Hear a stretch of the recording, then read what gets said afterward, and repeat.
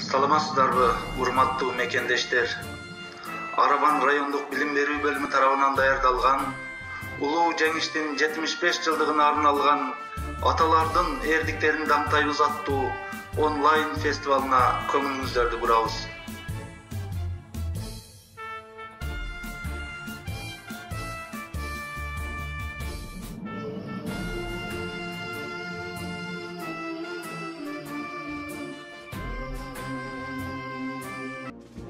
Birinci tapşırma boyunca жеңиш, тынчтык, ынтымак, эрдик, эмгек жөнүндөгү ырларды көркөм окуу. Асан Эшенкулов атындагы орто мектебинин 4-классынын окуучусу Кадырова Айназик.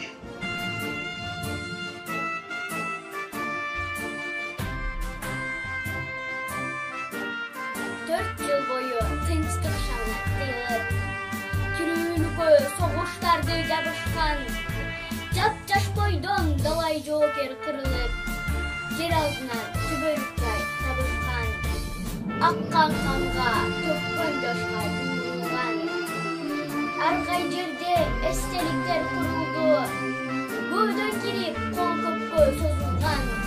Көрөсүңөр таш дене уулду. Далашолор курман болгон майданда.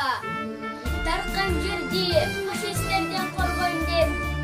Далашолор дарман кошкон дарманга. Таркан жердин нанын тузун актайм деп. Аянттарда күйүп турат от болуп. Курман болгон жоокерлердин көздөрү. Эскергиле ошолорду көргөндөр. Эскергиле жок болсо да өздөрү.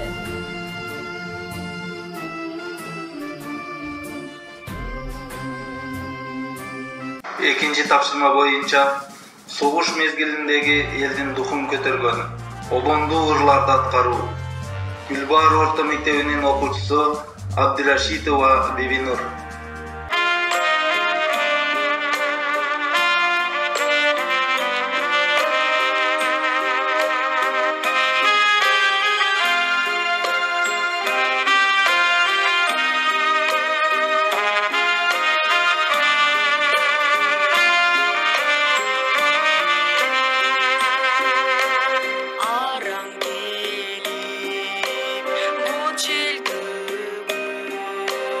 Darma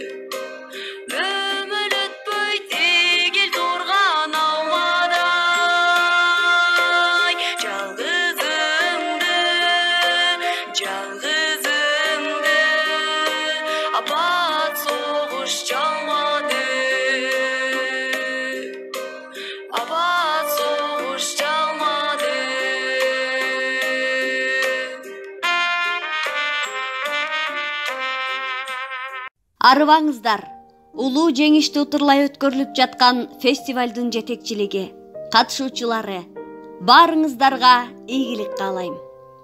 Мен Ош облусуна караштуу Араван районунун Татышбекенов атындагы номер 31 орто мектебинин 10 классынын окуучусу Абдыкалыкова Айтбү Замирбековна.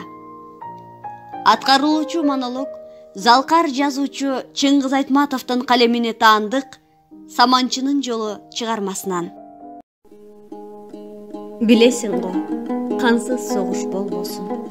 Кан деп учат, жан деп учат коргошун. Кан майданда каза болгон көрүнөт. Каалап деген кадыр шерик жолдошун. Эрдин эри кармашууда тандалат.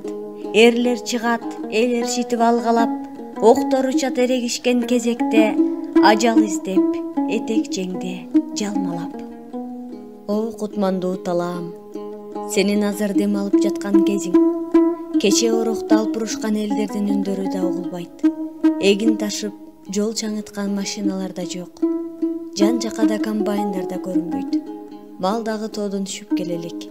Адамга буйруган гүл азыгын өзүнө берип, бир милдеттен кутулгандай. Тоңдурмага кош чыккыча тып-тынч жаткан кезиң. Эч ким жок. Экөөбүз гана. Сен жана мен. Төрөгөн аялдай көшүрүп жатканыңдан жеренем. Мен сага бүгүн бүт өмүрүмдү айтып бердим. Бүгүн менин сыйынуу күнүм. Бүгүн менин Субанкулду, Касымды, Майсалбекти, Жайнакты, Алиманды эстеген күнүм. Мен аларды өлө-өлгөнчө унутпаймын. Кезеги келгенде Жамболотко түшүндүрүп айтып берем. Эси болсо түшүнөр, эси болсо кечирер бизди. Ал эми башкаларчы? Күн астында жашаган бардык адамзатка айтаар сөзүм, айтаар кебим бар. Аны кантип айтам? Кантип ар бир кишисине жеткирем? Эй асманда жаркыган күн, жер кыдырып сен айткын. Эй сапар баскан булут, нөшөрлөнүп төгүлүп, ар бир тамчың менен сен айткын. Жер, дүйнөнүн бардык булуң бурчунда адам баласын баккан жер, сен айткын. Жан боордош жер. Жок Толгонай, сен айткын. Сен адамсың. Сен баарыбыздан бийик, баарыбыздан улуу жаралган жансың. Сен адамсың. Кеттиңби, Толгонай? Кош, аман бол. Өлбөсөм дагы келермин жеренем. Өлбөс полк эстафетасын өткөрүү. Зухрахан Розакунова атындагы орто мектебинин 10 классынын окуучусу Кыргызбаева Умида. День Победы 9 мая остается неизменным в наших сердцах. Вечные слова победителям. Помним, любим, благодарим за великую победу. Спасибо, дедушка, себе за то, что я живу спокойно, за мир, царящий на земле. Идет, воюет сход, далекий год, на пленке старой, нелегкий путь, еще чуть-чуть и догорят войны, пожары, счастливый май, любимый край, своих солдат встречай скорее, от ран, обид земля дрожит, теплом души ее согреем. И все о той весне увидел я во сне, пришел рассвет и мир улыбнулся, что вьюга отмела, что верба расцвела, и прадед мой с войны домой вернулся. В лихом бою, в чужом краю, пусть берегут любовь и вера, что больше их пришло живых и рядовых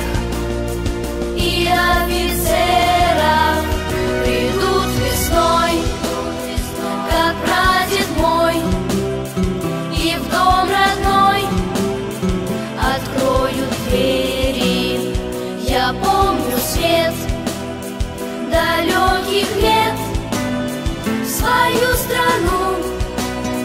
Я буду верить, и все о той весне увидел я во сне.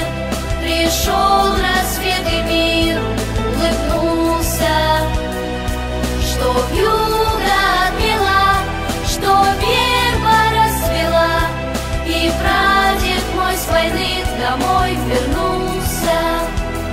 Согуш мезгилиндеги мугалимдердин түйшүгүн мээнетин көрсөтүү. Чыңгыз Айтматовдун Саманчынын жолу повестиндеги Майсалбектин каты. Аткаруучу Төмөйүн гимназиясынын 10 классын окуучусу Абдикеримов Акжол. Ак сүтүнөн айланайын апакем. Мен сенин кандай киши экениңди билбесем, бул катты жазбайт болчумун.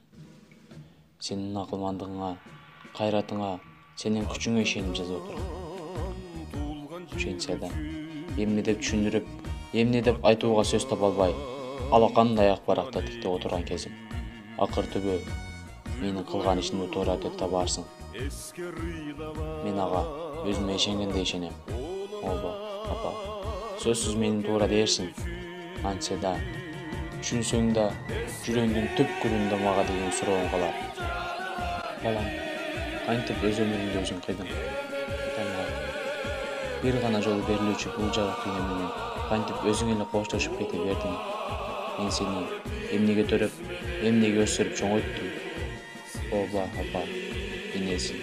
Сенин бул сурооңа тарых кийин жооп берер. Ал эми менин айтарым, согушту биз тилеп алган жокпуз. Бул көптүн башына келген кыйын иш. Бүткүл адам баласына балта урган зулум күч. Биз аны менен күрөшпөй кое албайбыз. Аны үчүн кан төгүп, аны үчүн жан берип, аны кайтарып жок кылууга милдеттүүбүз. Антпесек биздин адам деген атыбыз өчөт. Мен согушта жүрүп, эрдик көрсөтөйүн деп эч качан эңсеген эмес элем. Мен өзүмдү эң бир жөнөкөй, эң бир асыл ишке мугалимдикке даярдап жүрөм. Заманым ушул экен.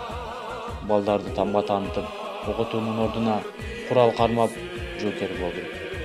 Ал менин айыбым эмес. Бир сааттан кийин мен мекенин тапшырган ишке барып, кайра кайтпайм. Душмандын талуулуу жерине барып, аны кайтарып, өзүм да жок болом.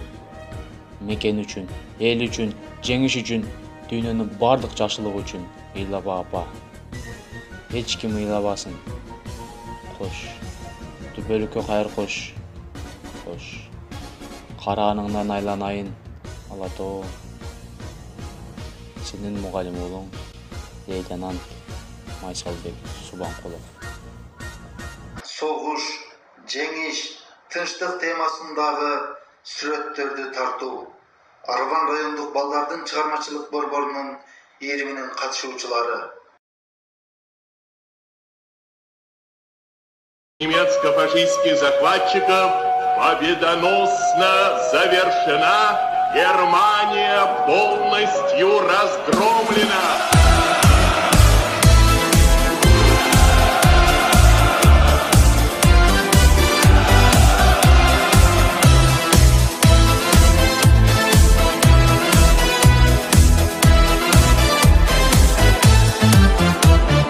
День Победы, как он был от нас далек, как в костре потухшем таял уголек. Были версты, обгорелые в пыли, этот день мы приближали как могли. Этот день Победы ворогам пропах. Это праздник с сединою на висках. Это радость со слезами на глазах. День Победы, День Победы, День Победы.